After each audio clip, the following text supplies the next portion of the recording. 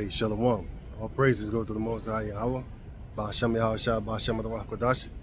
Double honors unto the elder apostles, our great millstone, for the teachings of the scriptures, among other things. Shalom to the sincere Akim across the world. Now, I want to kind of go where I left off the other day, which is Saturday, of course, last week. And I got a few new things, not new things. I mean, well, I'm going to mention a few things that I was talking on the comment board that the guy said.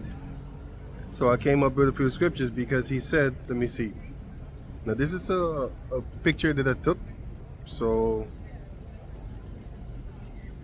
it's kind of small, but I can still read it. So there was one comment that said, apparently Cleopatra was black. And I said, no, she's not. And then let me see, and then and then this guy said, Jesus wasn't black. Jews in the same Bible are described as being ruddy and white.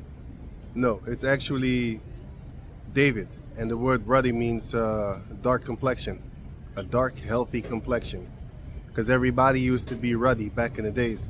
Now, if you look up the word Adam in the Blue Letter Bible, the Strong's, in the Genesis lexicon, it says, wait. So the Blue Letter Bible, if you look up the word Adam, which is Hebrew, so Strong's Hebrew or Strong's H 120. And then you scroll down to the Genesis lexicon, it says, man, perhaps so called from the idea of redness. It's here. If you pause the video, you can see it. Right? So, perhaps so called from the idea of redness.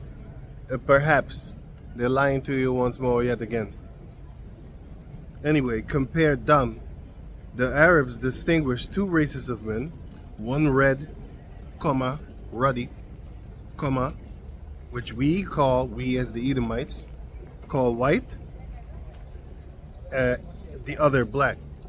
They wrote it in a mannerisms to where you still question yourself, like, so what are you saying? They're trying to not be specific. It's like when the government sends you a letter, they on purpose use these type of words to wherewith you need a lawyer just to read that thing that he just wrote, instead of just giving you plain. No, if it's plain, then you know you might not make not make mistakes. He wants you to kind of make mistakes, or he wants you to at least not know what he's talking about to a certain degree, because they want to also seem smarter than you. So they use these fancy words and these wordings, like the sentence. They be like, what the fuck did they just say right there? Why don't they just say it normal? No, he's a devil. He wants to have that snake tongue, and he uses it. That's why he uses it. That's why he's the devil, you know.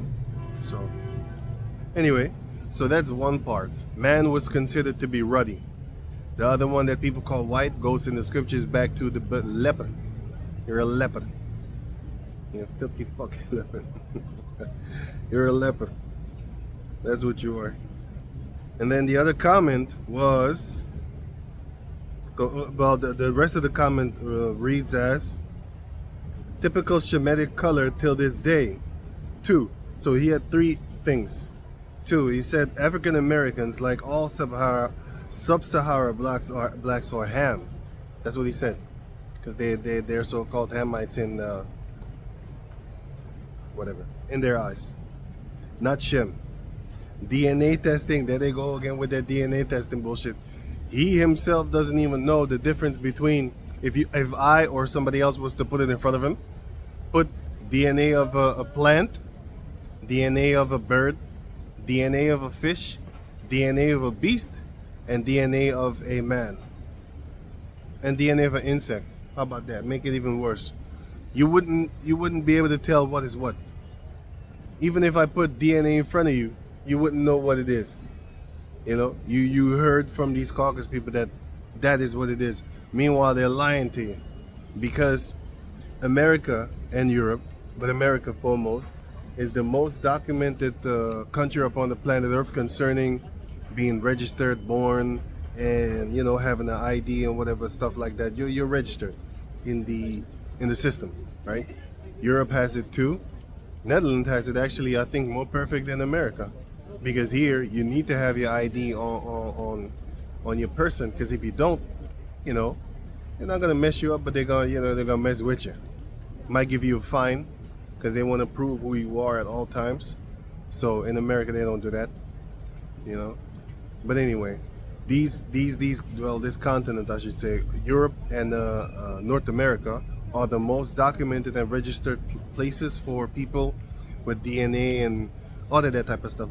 But my point is this: China doesn't have that like that, yeah, and the continent of Africa doesn't have it like that. And yet, when they do DNA tests, they say that you are part this, part that, part this, but they're lying, because when a person dies in America, that person might be, you know, John Doe or Jane Doe. They might be laying there dead in their lab, wherever they have it, laboratory, whatever, laying there for what, 60 years, 70 years. They don't know shit. That shows you that each and every single individual of those John Does and Jane Does, they don't have their DNA mapped out in the entire country. Loose from the Kodak thing, or I forgot the name, I think it's Kodak, where they have Codex or something like that, where they have all these criminals and then they have them all registered. Loose from that. Just normal, regular people with dentists and stuff like that, and you know, doctors. You know, a lot of people have, because it's not connected, or else the police would, well, maybe the upper elites have the connection, but the police don't have it unless you have your teeth at the dentist. Then they can recognize your body and stuff like that. But the point is to show you that they're lying to you concerning how far their technology of the DNA actually goes to. If that's the truth, how come they don't have the 11 other tribes? Because the people in Israel, they claim to be Jews, right? How come they don't have the other 11 tribes? Because they know, to a certain degree, they know certain things, but they're perpetuating it as if, you know, they're fronting, as if it's something, but it's not. It's not.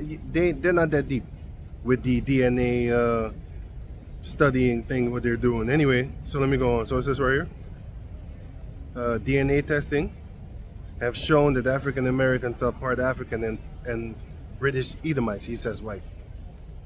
Fucking joke. Anyway, so I'll put a scripture there that says, so let me read it.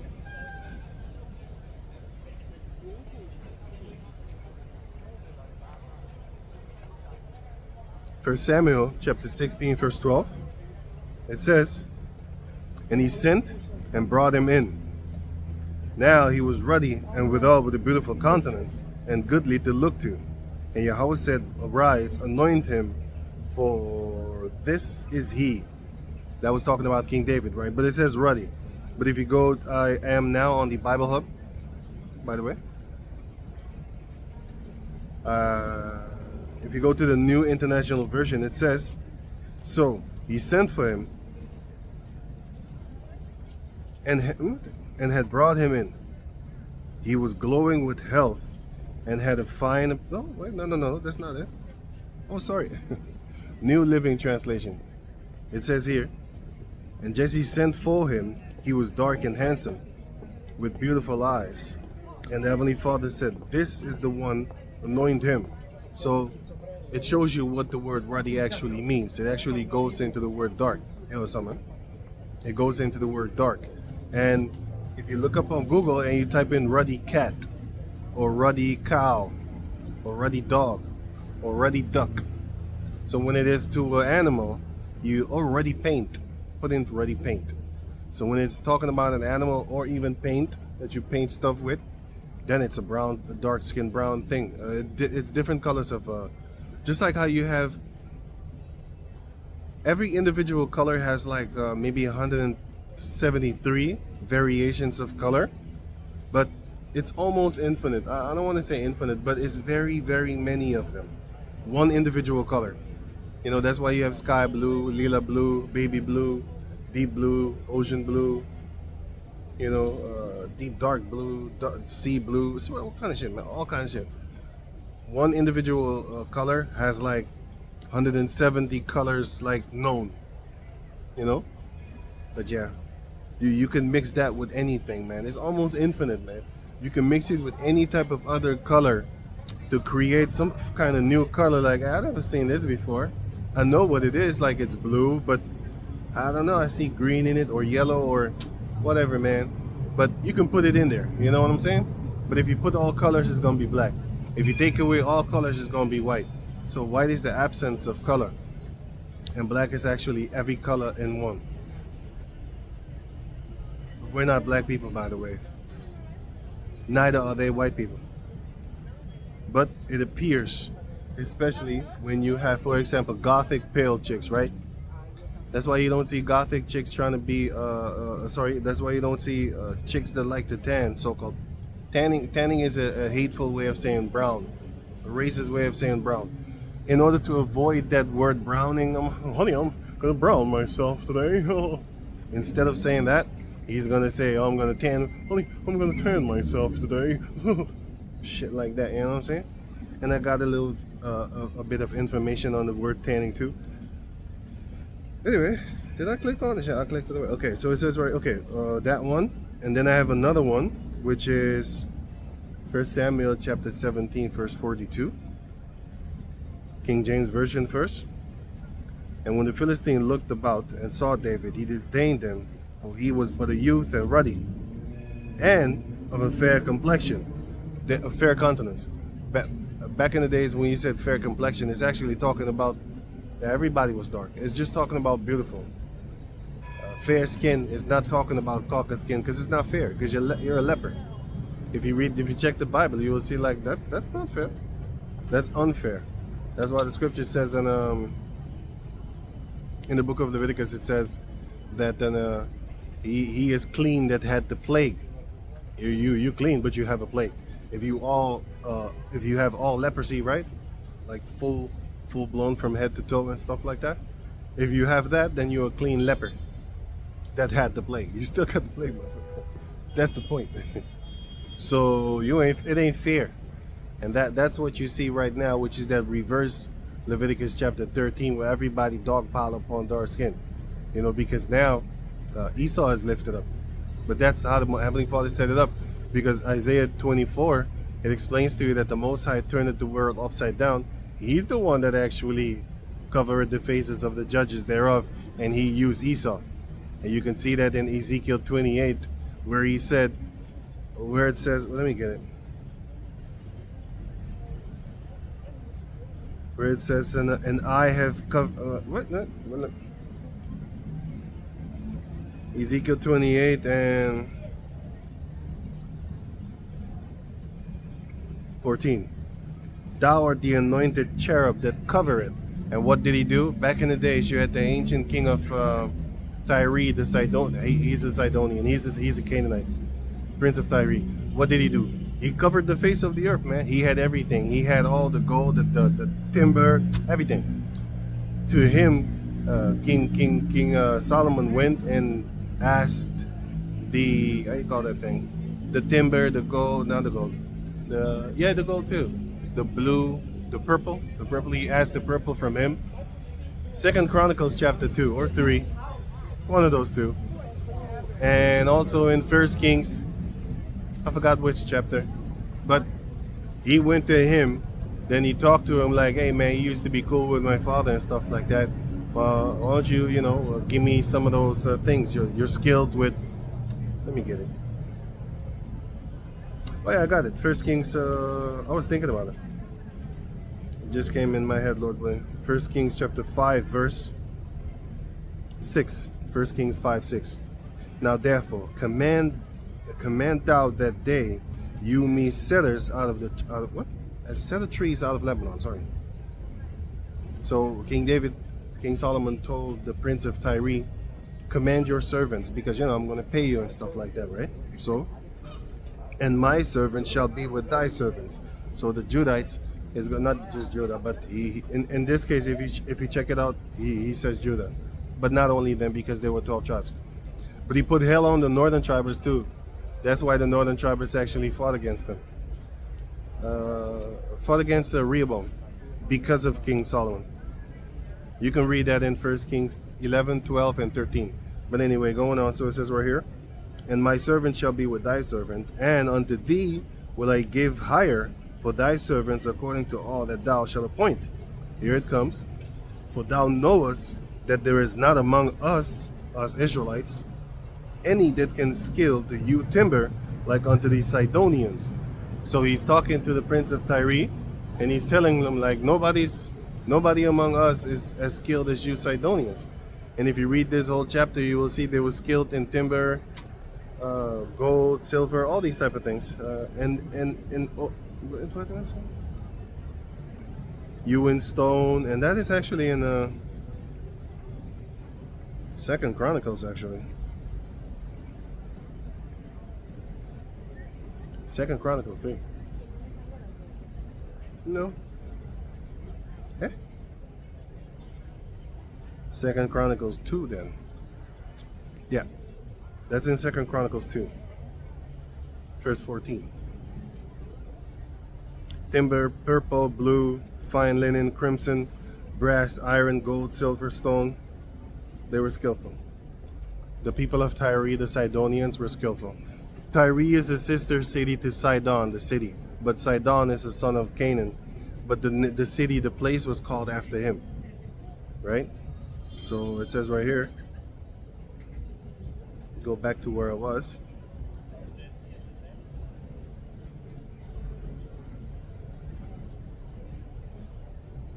Oh yeah.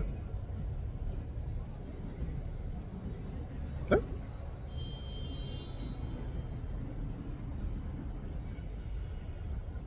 Right, Ezekiel 28 and 14. Thou art the anointed cherub that covereth.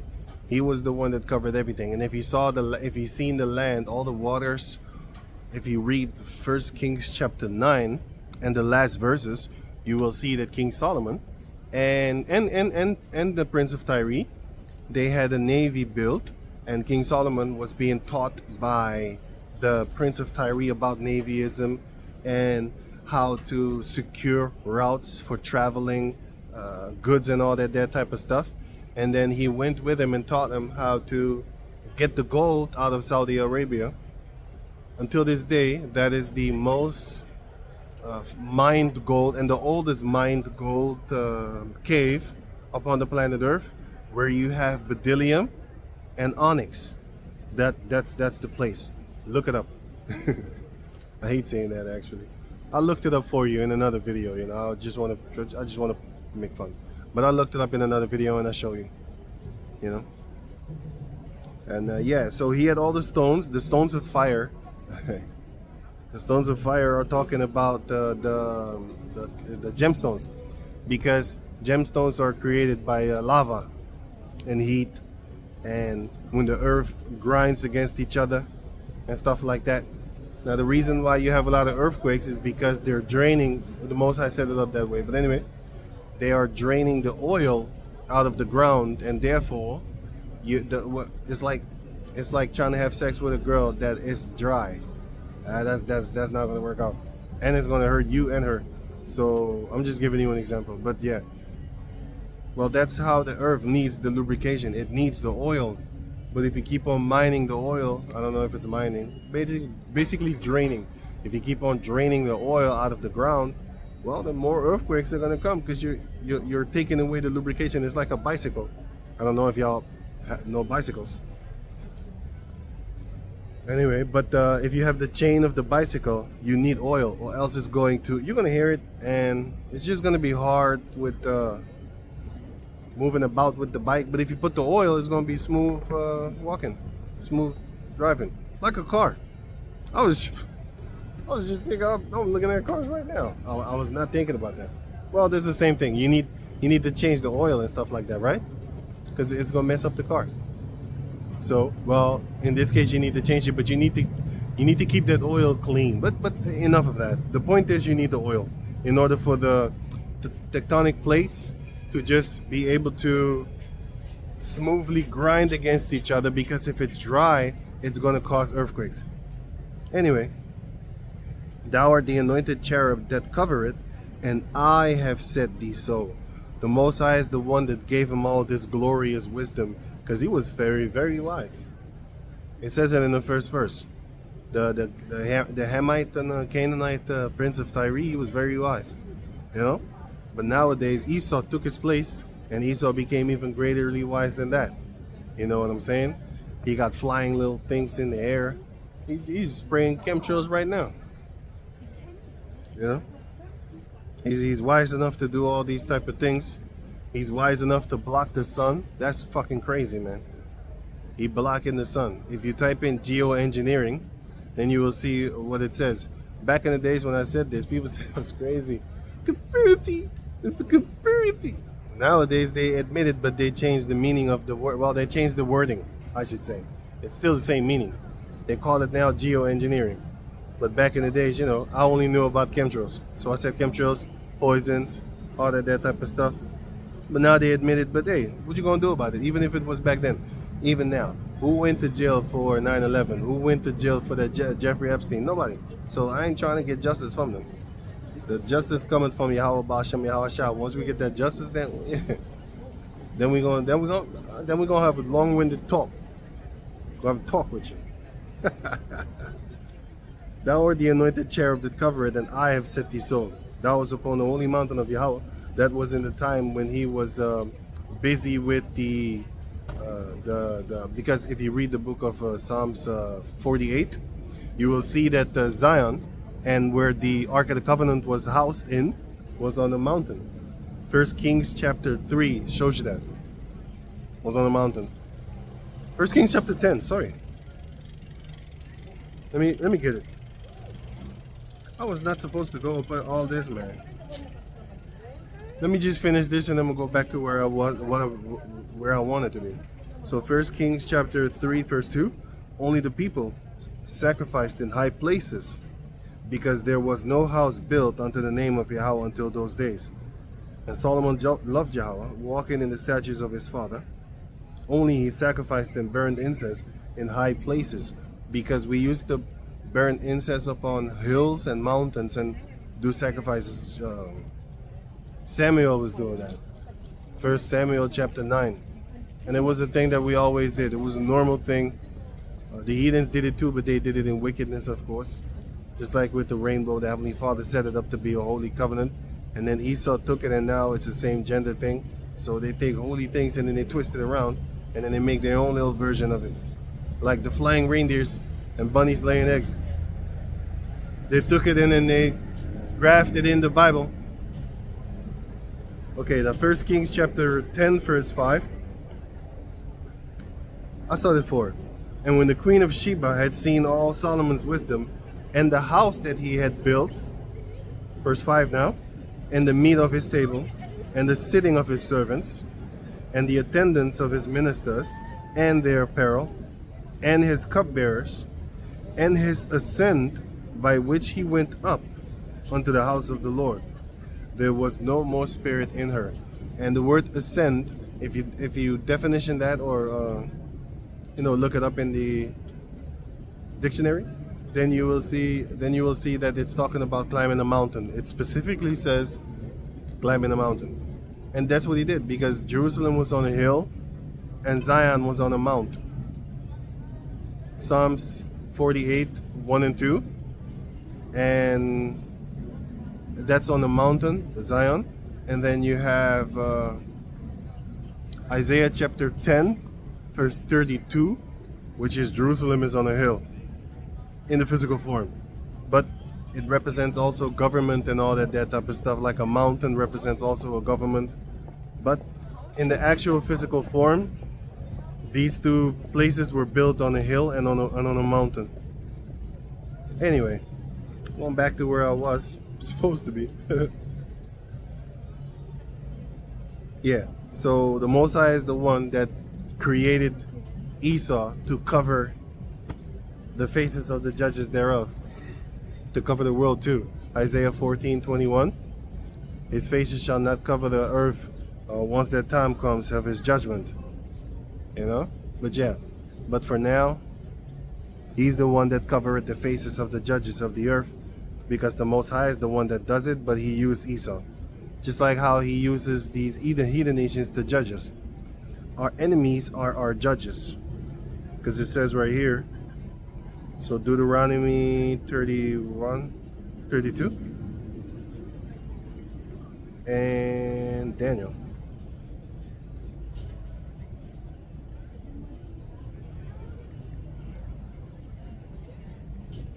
So Deuteronomy 32 and 31, their rock is not as our rock. Our rock is Yahweh. Even our enemies themselves being judges. How are they judges? Daniel chapter 9 verse 12. And he had confirmed his words, which he spake against us, and against our judges that judged us, by bringing upon us a great evil, for under the whole heaven had not been done as had been done upon Jerusalem. So our enemies are our judges. They judged us. They're gonna pay for it. Just like in the book of Isaiah 10, it says that, oh, the Assyrian Empire, the Most High sent them to judge us. But he started filling himself. So the Most High flattened them, you know. I can get it for you. Like I said, I don't even want to be here. I want to go back to what, because I talked about this already. Isaiah. I typed in Hosea. So I thought like, what? It's Isaiah 10. So Isaiah 10:32. Oh, 5. Isaiah 10 and 5. O Assyrian, the rod of mine anger. That's it. The Assyrian Empire is the rod of the Lord, his anger, right?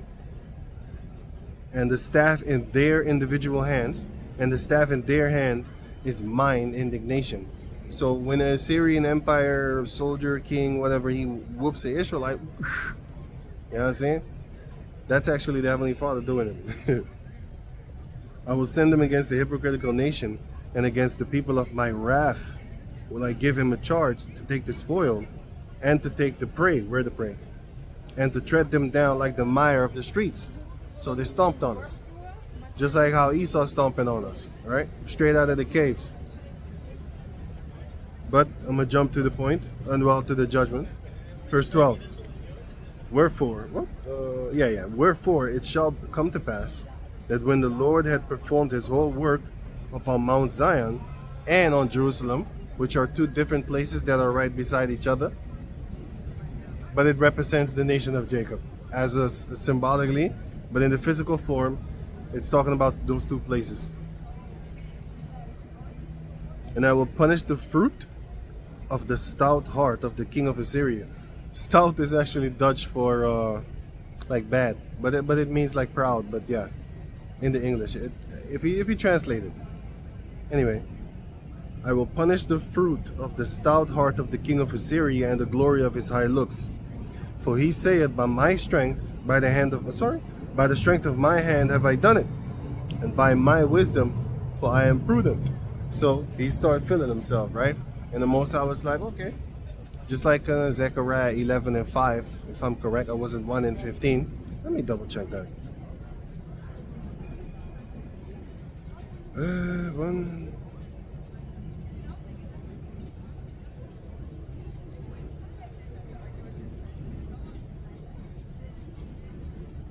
Zechariah 1 and 15. And I am very sore displeased with the heathen that are at ease. For I was but a little displeased, and they have helped further the affliction. So guess what? The Most High was just a little displeased with us, and he sent the heathen nations to come and judge us, every one of them. The Philistines were our judges. The Canaanites were our judges. Aram was our judges. Ashur was our judges.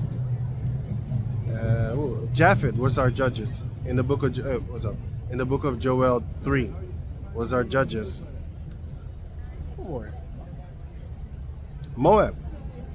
Moab judged us. Ammon judged us too. As soon as we started to worship their things, and then the Most High made them turn on us. Just like in the book of 2 Chronicles 20 and 10. And behold, and now behold. Yeah. the children of Ammon and the Moabites and Mount Seir. Back in the days, in the beginning, Mount Seir was the Horites, and then Esau came in there in Genesis 36, and then he started to live with the Horites, and then afterward he superseded the Horites in Deuteronomy chapter 2 and 10, if I'm correct, I'm not sure, but it says that he superseded them and the Most High gave him that land. So let me say it again. In the beginning you had the Horites, which are the Canaanites. Seir the Horite, he's a man. And then Esau came up in that land, and then the land was basically called Mount Seir, but it's actually a Canaanite anyway. And then he got replaced, and then the Edomites was there. But don't think like they totally 100% annihilated them. They just bred them out, but they still had them living in the land, but they was beneath them. And the majority of them, he got them out of there, you know, because the Most High, you know, caused wars to be up in them. But anyway, so it says right here, and now behold, the children of Ammon and Moab and Mount Seir, whom thou wouldest not let Israel invade when they came out of the land of Mizraim, but they turned from them and destroyed them not. Verse 11, behold, I say, how they reward us, to come to cast us out of thy possession, which thou had given us to inherit. So as soon as they got that chance, Jacob was getting slaughtered. Jacob was getting slaughtered, you know. As soon as the Most High took away that hedge from us, Isaiah chapter 5, so when we started to sin, he took away that hedge. Now every beast in the field is like, oh man, damn, that shit look delicious, man. I'm gonna make some money off of them. I'm gonna share a few. I'm gonna kill a lot. I'm gonna slaughter them and eat them, and I'm gonna share the rest. And I'm gonna take that wool, and then I'm gonna sell and make money off of them.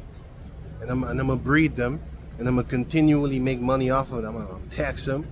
You know, if one of them pop up having talent, I'm gonna set them up against the rest. That's what they used to do in the 60s, 70s, 50s. If you had a whole group of Jacob descendants, right? Then there was one in the midst of them that he really, you know, he wanted to really milk, and then he wants to kick the others away.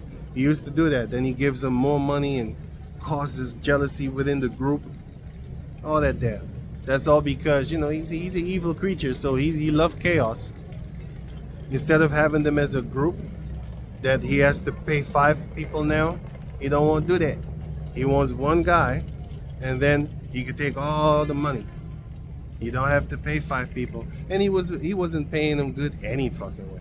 But even that he doesn't want to give you, because the thief cometh not but to steal, rape, rob, murder. And then he ain't leaving nothing, because back in the days when the thief came, the thieves, what they did was they the gleaning, like the thing. Back in the days, people used to steal food, actually. Not a lot. Well, you had a lot of other things and stuff like that, but a lot of people didn't have valuables like that. But anyway, they used to steal wine, grapes, and just fruit, and just food and stuff like that. But when they came with a whole band, a band of bandits, and then they took the whole field, right? But the ones on the floor, they left. They left it because they was like, you know. But Esau, he's like, no, pick it up, pick up everything, scrape them. You know, they need to look like a desert when I'm done. Yeah. Anyway, so that's the type of hate that they had and have until this day. But yo, back to where I was. All right. 1 Samuel 17:42. And when the Philistines looked about, and saw David, he disdained him, the Philistine, for he was but a youth and ruddy and of a fair countenance. Like I said, fair had nothing to do with what they say that it is now, because you're a leper. What the fuck you talking about? You might be like, oh, you clean leper. That had to play. I'm not hating, I'm telling you what it is. I use that against people that hate me. I know you hate it. I hate you too, man. So, but other than that, you're not gonna see it. Unless you open your mouth. then I hate you too. So it says right here, International Standard Version of 1 Samuel chapter 17, verse 42. It says, when the Philistine looked and saw David, he had contempt for him, because he was only a young man. Sorry. David had a dark, healthy complexion, and was handsome. So, in their other translations and stuff like that, they show you that ruddy is dark, and that is in the original translation of the word Adam in the book of in the Hebrew, the book, the Blue Letter Bible. The Strong's word H 120. H stands for Hebrew. I always say it. Hebrew 120, and the G is for Greek. I say that for years. I'm used to it right now. I've been saying that for a long time. Past 10 years or something like that. I always say it. It's sorry, I'm looking for something in my head. It's a custom now. Okay, so that's that part, right? So now going to the other comment, so I can go back into the Jeremiah 25 where I was last week. Okay, so he was talking about that Hamite crapoloni. But if you go to the book of Acts 21 and 37, right? It says right here.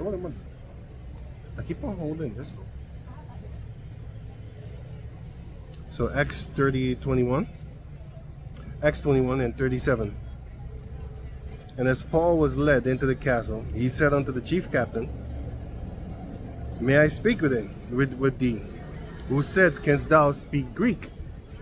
So Paul, he says, he pulled him on the side and he spoke that language. And then he said, like, can you speak Greek? Really? I didn't know that, right? Art not thou that Egyptian, which before these days made us an uproar, and led us out into the wilderness 4,000 men that were murderers? Didn't you do that? Ain't you that Hamite? Let me read it again. So Acts 21 and 37. And as Paul was to be led into the castle, he said unto the chief captain, may I speak unto thee? Who said, canst thou speak Greek? Right? Art not thou that Egyptian, which before these days made us an uproar and led us out into the wilderness 4,000 men that were murderers? Ain't you that Hamite that did all these murdering? Right? Verse 39.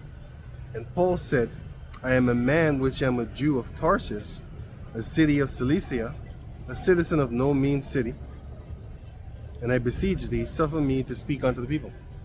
So if you read on further, the last verse, it says that he started to speak Hebrew. But my point is this. It says, but Paul said, I am a man which am a Jew of Tarsus. Right. Now, why did he call himself a Jew of Tarsus? If you understand the history, then you understand why he did that. There's a few explanations, but the biblical, well, all of them are biblical, but one is more, well, let me say. So the first explanation is this. It's 1 Kings chapter 12.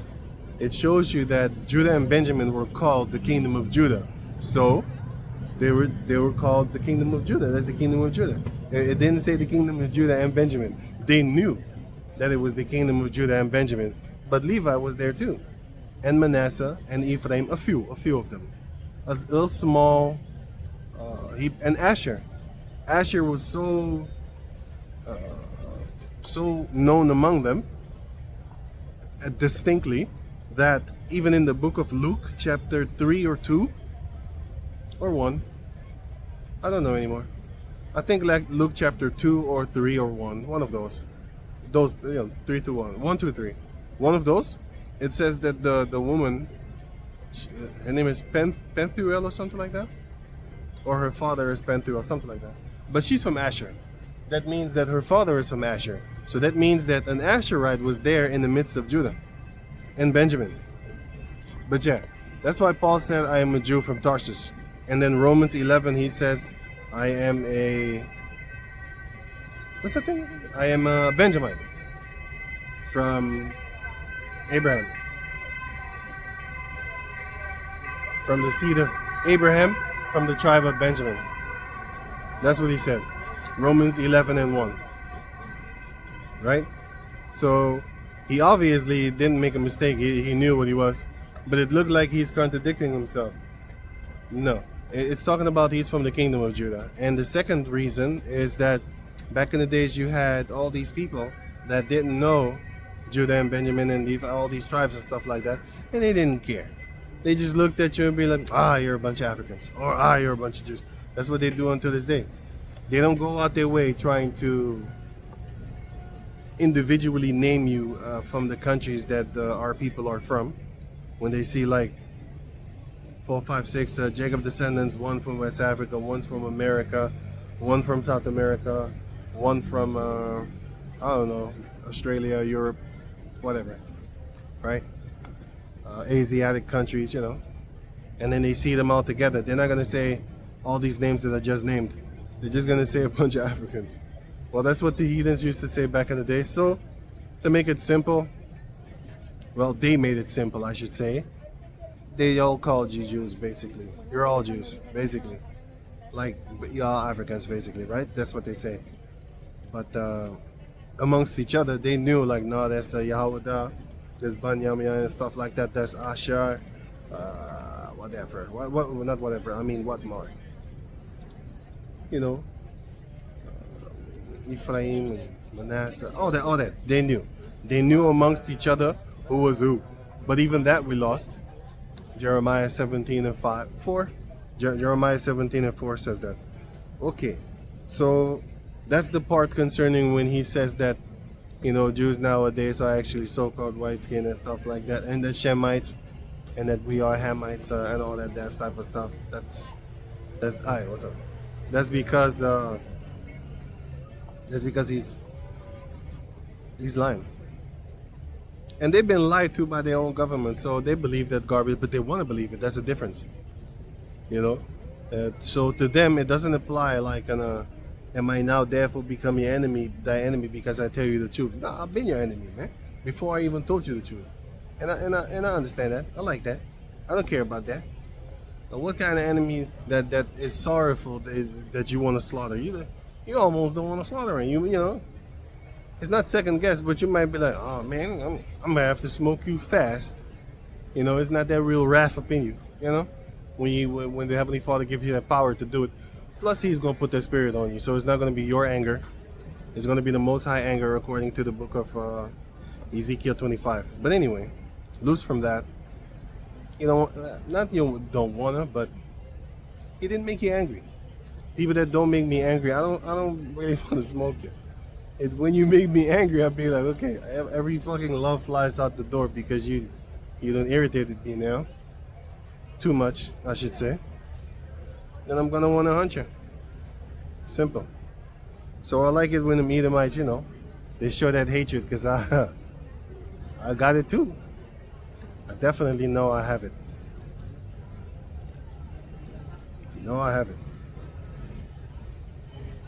You know, goddamn lovey-dovey. So Maccabees chapter, first Maccabees, oh yeah, and then the other comment was, what's his bitch name? Cleopatra was an Edomite, right? And no, because first Maccabees chapter 1 verse 16. Now when the kingdom was established before Antioch, he thought to reign over Mizraim. Yeah, he thought to reign over Mizraim that he might have the dominion of 2 realms, which is over Jacob and over Mizraim. He wanted to rule, right? Wherefore, verse 17, wherefore he entered into Mizraim, it says Egypt, with a great multitude, with chariots and elephants and horsemen and a great navy. Because he was about that war, right? Because it says in the scriptures that he didn't desire women, he desired war. That was only on his mind. He only wanted war. Typical Edomite. He's that sort, man. Verse 19. I kind of wanted to a certain degree, but you know, on the sideline. But I'm not thinking too much about that. I'm thinking more about that war, cause I got a sword. I got a sword, and I'm finna bring my sword to a gunfight. Heavenly Father, when I already established it like that in my mind. Only the Lord now is the one that says they're okay or not. Anyway, I got a very old sword handed down to me because we already, you know, but anyway, so it says right here, verse 18, and made war against Ptolemy, king of Egypt. But I wanted to say Mizraim, king of Egypt. But Ptolemy was afraid of him and fled, and many were wounded to death. So what happened? When Ham fell, Ptolemy crept up in that land and he took it over. Same thing with what they did with what the Edomites did with First Ezra's.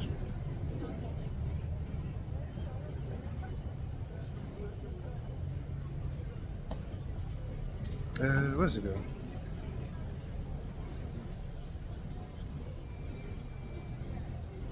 Oh boy. I got it.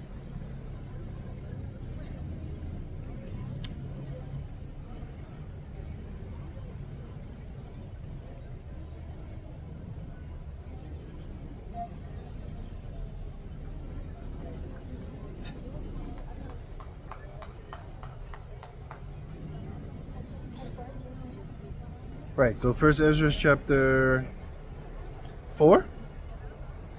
First Ezra 4 and 45. That was also vowed to build up the temple which the Edomites burned when Judea was made desolate by the Chaldeans. So now I'm going to jump to verse 50. So First Ezra 4 and 50 now. And that all the country which they hold should be free without tribute, and that the Edomites should give over the villages of the Jews, which then they held. So what happened? When the Israelites were in captivity for 70 years under the Babylonians, Edomites came and crept in and started living as if they was the Israelite. You know? Because one of the reasons why Ishmael and Amalek, which is Esau, are fighting for that land right now is because Esau is the firstborn of Abraham. No? Jacob? No, what am I talking about?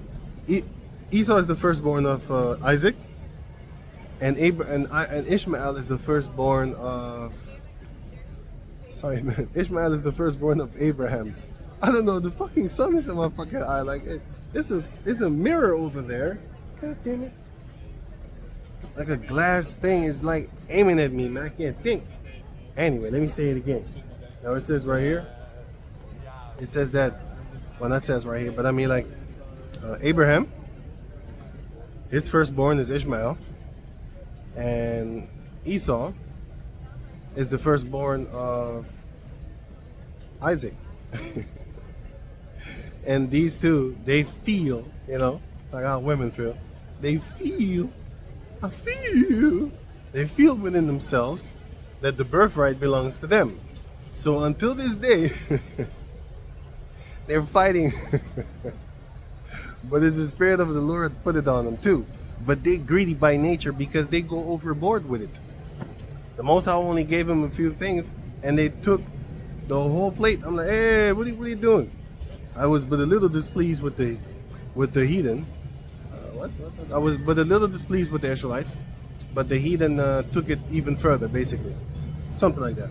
Zechariah 1:25.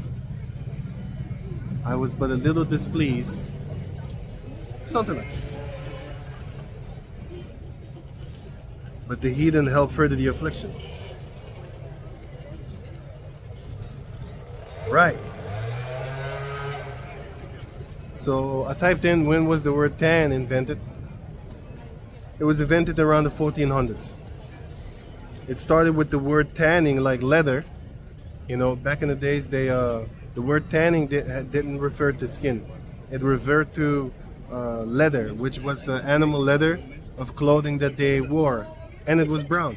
A lot of people back in the days, the majority of the people back in the days, they had brown clothing because, well, not the majority, I shouldn't say it like that, because you had the Tyrians and stuff like that. They had purple, they had blue, they had red, because those are the things that you actually get from the Murex shell. It's not